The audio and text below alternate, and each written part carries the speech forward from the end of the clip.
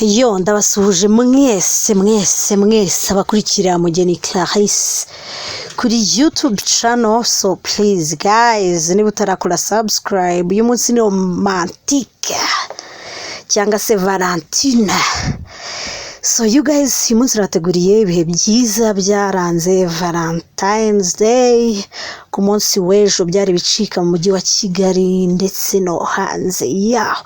So nkuko mubizi rero ni ibiganiro bijyanye na cinema. Ahangaha ni Kiramani mbazaniye cyangwa se Hakim, akaba ari umusore rwose uherutse gukora ubukwe akarushinga n'umudamu we bamaranye igihe babana, akaba baragize n'ibihe byiza ku munsi w'ejo aho yamuzaniye gift, namwe murayibona. Uyu nguyu rero akaba ari Junior Giti cy'imizi mirefu. Guys, ejo nabonye imitoma yateye umugore, ndavuga ati ntaheretse abanyarwanda n'abadiaspora naba nasaze. Hanyuma tugaruke ku mudamu cyangwa se umukobwa ukina muri Papa Sava, benshi bazi ku izina rya Queen. Uyu mukobwa ejo akaba yaranezerewe cyane kuko hari umunsi we bizihiza imyaka 4 bamaze barushinze n'umutware we. So guys, byari bicika, mva baranyweye, barariye, hazari gift. Iyi ni couple ya trendinze ejo rwose umunsi wose iri bisasekara mu gisagara cy'uyu mujyi wa Kigali. Imitoma reka sinakubwira, kandi twirengagize ketchup. Ku munsi w'ejo yakiriye indabo nziza cyane zirimo n'akabaruwa yandikiwe n'umukunzi we babana, ndetse bamaje kwibarukana abana 3 b'impanga. So guys, yewe uyu ni Rusine. Guys, Rusine ngafite umukunzi, yamuritse umukunzi muri ibi bihe. Uyu mukobwa rero akaba ari na mwiza cyane. Rusine nta wamenya minsi iri imbere azadutamo da Rusine akina comedy. Guys, uyu ni Alia Cool. Ejo yateye imitoma umukunzi we nubwo atayigaragaje. Hanyuma ejo ku mbuga umuntu bita Anita Pendo yari yakoze anniversaire ya Zacu Entertainment, yabazaniye utugambo twiza ndetse no kubabwira igihe cyanyacyo ukwiye gutwaramo umukunzi wawe cyangwa se uburyo ukwiye kubyitwaramo. Yarababwiye ngo guys, mugukwiye kuganira, mukabaha umwanya wihariye, mugakoranaho, mugatanga n'impano.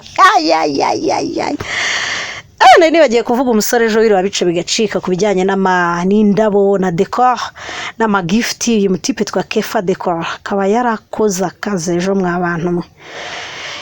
Akora ku gishusho abantu batamuzi. Hanyuma rero uyu ni umukobwa mwiza cyangwa se umudamu bita Isimbi Modo. Ejo we n'umugabo we kandi bakaba barizihije umunsi mwiza w'abakundanye, aho yari afite ururabo, murabona ko akeye cyane. Guys, uyu munsi ntago nibanze kuri cinema gusa ko Saint Valentin yananiye kwirumanganya byanze. Guys, ni no kuvugishwa mwabantu mwe. Umuntu bita Muyango yaciye ibintu hanze aha. Muyango nakimenye Eve. Iyi couple ikaba iherutse kurushinga mu minsi yashize. Hanyuma ariko kandi ikaba yavugishije abantu benshi bitewe n'iki, bitewe nuko barikoze. Iyi couple ikodesha kajugujugu cyangwa se private jet cyangwa indege yihariye. Guys, bajya gutemberamo ku munsi w'abakundanye. Urukundo rw'abantu rumaje kuryoha. Hanyuma yuko babanye abantu batabyumva. Guys, hari abataratinye kubita indaya. Muyango just yawe n'utuntu twinshi, ariko uyu mukobwa arakomeye basi. Couple Imana ihe umugisha. Hanyuma umunyamakuru wa RBA nawe yagize akadina karyoshye cyane n'umukunzi we. So guys, ndagira ngo mbamenyeshe ko rwose izi couple zirimo zirabinkorera cyane. Hanyuma rero umuntu bita Ben na Chance, akaba ari Pastor Ben. Aba nabo bakaba barizihije umunsi w'abakundanye. Aba bantu b'Imana bakora gospel cyane, n'abaririmbyi b'abahanga twizera kandi dukunda, ndetse umugabo akaba yarigeze no guhabwa ubupasiteri, akaba ari umupasiteri ukomeye muri iyi minsi. Nabo bakaba ari bamwe mu bakoze udushya ejo. Guys, mu kiganiro cy'ubutaha nzabazana udushya aba bantu bakoze. Tugeze kuri couple yabiciye bigacika muri uyu mujyi mwabantu mwe. Umumisi wa 2020 Miss Ishimwe Naomi umwana uryohewe n'urukundo iminsi itari mikeya rwose akaba yarahuye n'umusore imitima ikaba mahwi aba nabo bari mu rukundo aho baherutse no kwambikana impeta mu minsi yashize minsi izaza tuzabona ibirori. Hanyuma umusore wacu Kenisoro rwose ejo akaba yarabwiye abantu ngo gasopo subutu njyewe narashyingiwe nabonye umutima wanjye wifuza nabonye uwo ibyifuzo byanjye bihereraho. Kenisoro akaba aheruka no kujya mu rukiko minsi yashize aho benshi bahurizaga ko ngo mbese uyu musore yaba atwita akaba ariyo mpamvu yihutishije ubukwe mbese ko ahubutse guys baba we nkabangeze ku cyamamare Tiger batinya umuhanzi wacu The Ben uyu mutipe nawe akaba aryohewe n'urukundo kwere muri iyi minsi ari mu munyenga w'urukundo n'umukunzi we Pamela Uwicyeza baheruka kurushinga. Guys uyu musore ari mu bantu bahiriwe n'ubuzima kwere, ari mu bantu babonye Imana igenda n'amaguru uzi kuba waravuye ahantu nk'ahariya twese tuzi bro ugatereta uyu mwana usurya nakubwiza kuri The Ben ari mu birori bikomeye cyane kandi ndabibutsa ko ejo yari yataramiye abanya-Uganda igitaramo cyaryoshye cyane kugeza n'ubwo imodoka yabandikaho The Ben aho gushyiraho plaque. Hanyuma uyu ni umusore bita The Trainer azwi cyane mu mideli afite inyubako bita men's rich men costume. So umutipe ejo akaba arasohokanye n'umukobwa bita Shani bamaze iminsi bari bikekwa ko bari mu rukundo. Guys umva ibintu byari biryoshye ejo imihanda yaratwikaga reka mbazanire couple imaze iminsi bica bigacika hano hanze.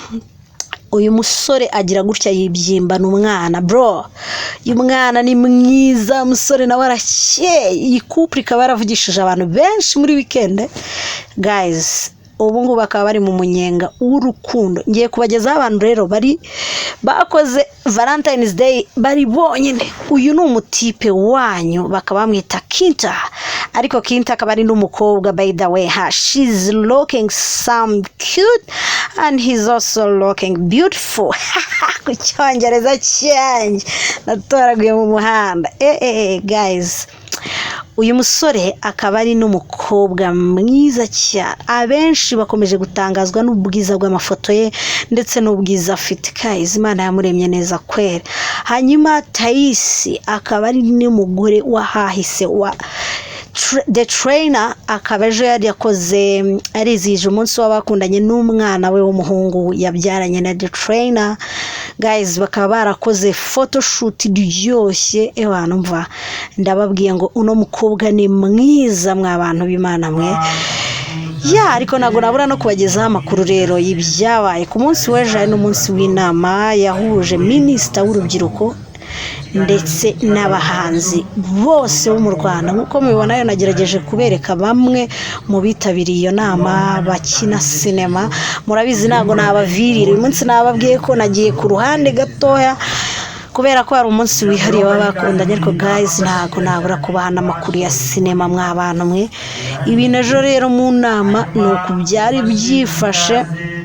Cyakoza ikindi namenye neza nuko byari biryoshye, inama yagenze neza, abantu bayitabiriye harimo intare y'ingore Natasha Ndahiro, hakaba harimo mw'abantu mwe ko bari benshi ndakurahiye.